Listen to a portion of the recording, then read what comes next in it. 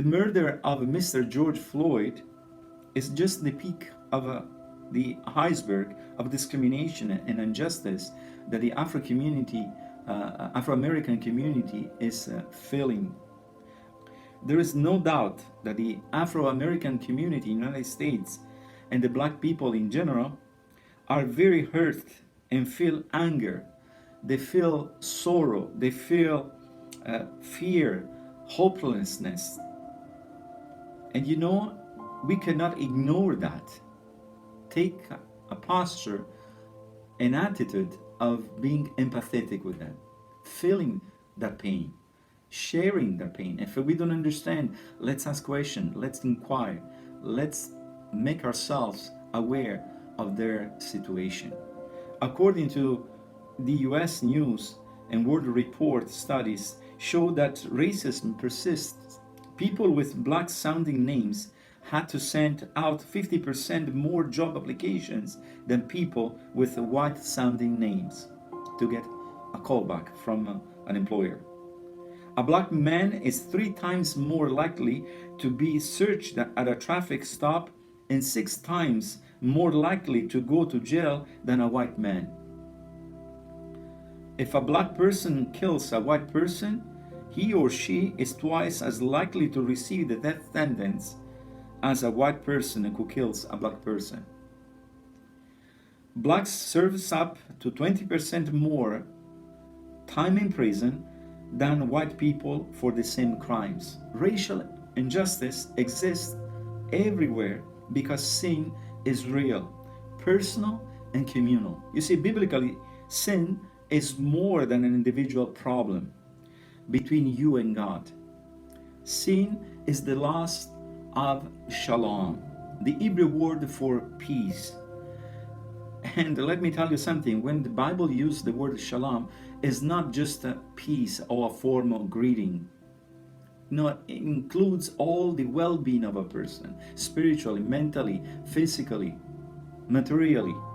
So when we say that sin is affecting the shalom of God on the world, we are saying that in the world as a whole, there is a disruption of God's created order and the spread of evil, injustice, and wickedness in the world as a whole.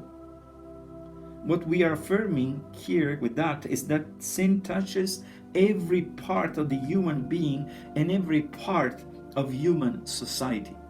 And let me tell you even this, it corrupts even churches. In other words, sin impacts everything around us. It's more than just teaching people to love one another, respect others, and not to judge people based on the color of their skin. Because the way of Jesus is the way of sacrificing my own comfort for the eternal good of others. Whether we must suffer to take the gospel to the unreached or to stand up against unjust systems and laws. And this has not to do only with racism, but with everything else. Injustice is a perversion of his kingdom will, of his justice. It means denying on earth what is already true in heaven. Injustice in all its forms is satanic. I like to remind it to all of us what Isaiah says in chapter 1 verse 17.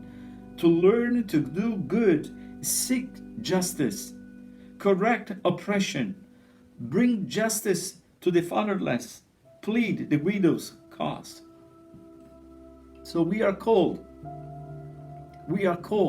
to seek justice. So it is wise for us to teach and speak about justice and injustice. It is okay to say what this man did in this situation was something that God hates. We should hate this too, not the men themselves, but their evil actions toward Mr. George Floyd. However, as Christians, we should never encourage or be involved in any form of violence to stand against injustice action. I want to encourage you to ask the Lord to go in prayer and allow the Holy Spirit to lead you.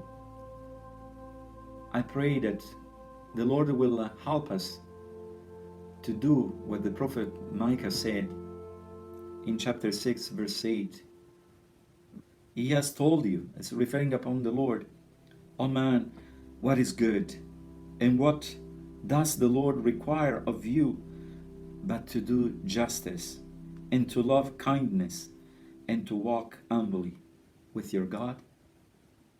So this is what the Lord required from us in this particular time, to do justice, and to love kindness, and to walk humbly.